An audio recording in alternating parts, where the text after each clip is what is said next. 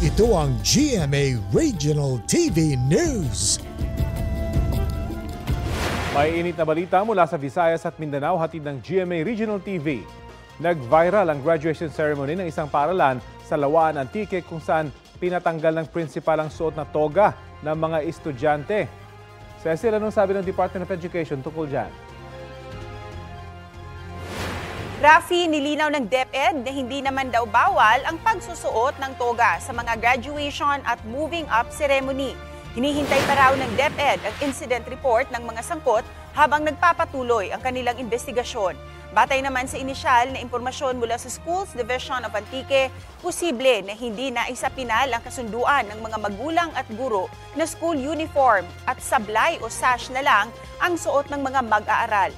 Base raw sa pahayag ng principal sa SDO Antique, sumusunod lang siya sa pulisiya ng DepEd na gawing simple ang seremonya.